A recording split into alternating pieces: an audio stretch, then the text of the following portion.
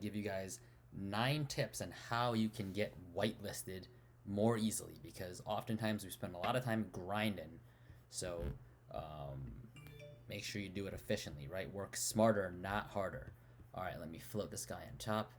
And I want to preface this with when you grind for a whitelist or when you work for a whitelist, make sure it's the right whitelist. Don't get into crappy projects because I've wasted a lot of time getting into projects that weren't worth it, and it's a lot of wasted effort. So keep that in mind. All right, so tip number one on getting into whitelists: you should be involved on the Discord channel of this NFT that you're working for. You should be involved on 3 different types of channels. First, you should be involved in the general channel. So that every group will have some sort of general chat, and they have their cute little unique name for it. Like this is Homie Faces, and they call their general chat Homie Chat. So you want to be involved in the general chat. You also want to be involved in some sort of hobby, and so for here they have like a game chat, Rumble, Stumble Guy. They have different hobby groups. So you want to be involved in a hobby group, and then finally you want to be involved in some sort of language group. Oh, here's another one: food, sports, emotional support, crypto talk. So you want to be involved in some sort of hobby. I'd probably go in the crypto one, or sports, and then you want to be involved in some sort of language one. So involve yourself in 3 different types of groups and just be active there. All right, tip number 2 is fan art. So fan art is kind of a thing that you want to be careful with. If you're terrible at drawing, then don't do it because it's just not worth it. What I did is I go to Fiverr, I pay 5, 10, even $15, and I have somebody draw a piece of art for me.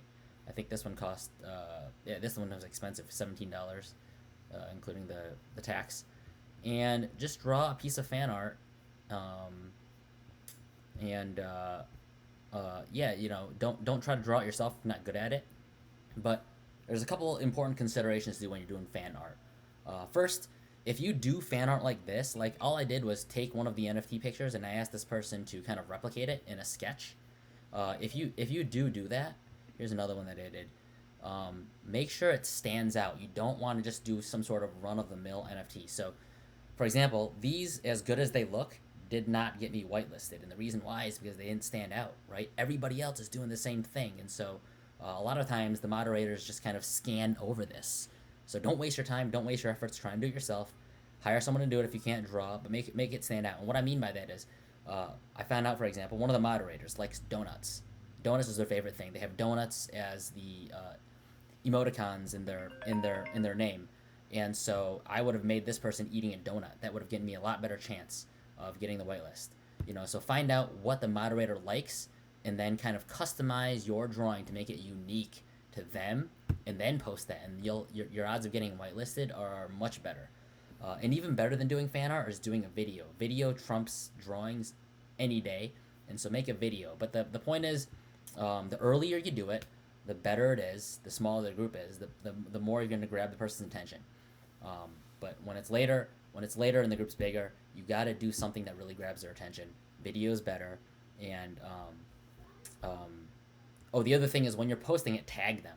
Like tag them in the fan art section. So, um, in this group there is the fan art section. So when you're posting it into the fan art section, say at so and so, check this out, or and if you post it and they don't respond to it, do it again. You can always repost it and tag them again. But the idea is you want to get their attention. They're very busy. There's lots of other people posting, so do that.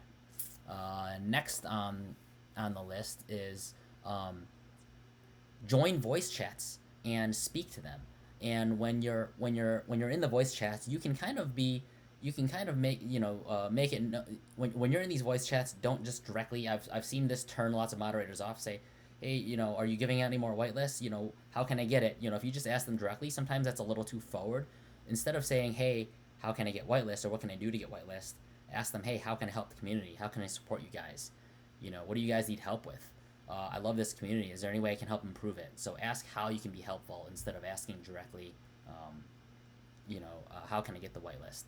All right, another one is using Twitter. So when you're on Twitter, try to be funny, try to be creative, retweet their things, and a really neat thing that I like to do is I'll go into the memes section. The memes section has really, really, I think it has really funny and useful things that you can post on Twitter, um, that that are relevant to a lot of tweets. So when you're responding to the NFT, the NFT group's Twitter, use memes. Be clever, be funny. Sleep. I'll give you whitelist. Just funny things like this. You can scroll this section and kind of get ideas on how you can respond to the Twitter accounts, and this generally gets their attention. Twitter is something that's often underutilized. A lot of people don't realize that if you're active on Twitter, you have the higher chance of getting the whitelist for sure. I've talked to lots of people who have used that very, very successfully. Um, all right, the other thing is make TikTok videos about the project, right? I haven't personally done this, but I've seen other people use this and they've been very successful. TikTok is a very good way to stand out because most people don't think about it. So use TikTok and make a video about the project. The other thing is write an analysis about the project and post it on Discord, Twitter, YouTube. Um, for example, here is an account that did this. Shinsekai NFT project review video. Is it worth it? You can rave about the project in here, talk about how great it is, and this will definitely get their attention. And not only that, this person's got 1.64 thousand subscribers, so it expands your social media presence at the same time. People will reach out to you and want to give you whitelists. So this is a very, very, I think, underutilized thing, and it's got disproportionate benefits when it comes to the amount of time you invest in doing it. So I think you should always make reviews and share that. The next thing is team up with others and do small little actions in the group. I'll give you an example. I was in one of the groups and we found out one of the moderators hated seeing good morning, hated seeing GM. And so we all got together and we said, okay, at the same time, let's all type good morning at this mod. And we did that, and we just goofed around, but it's a good way to kind of build community. It's a good way to get the moderator's attention. It's a good way to interact with others in the group. And so group tomfoolery, I think. Writing, like I said, posting at the same time, group action in the Discord is a fun thing to do. The other thing is participate in giveaways, contests, things like that. So every Discord is going to have giveaway section. They'll have contests, games. Sometimes it'll be as simple as click enter for this drawing. It'll take you 5 seconds to do.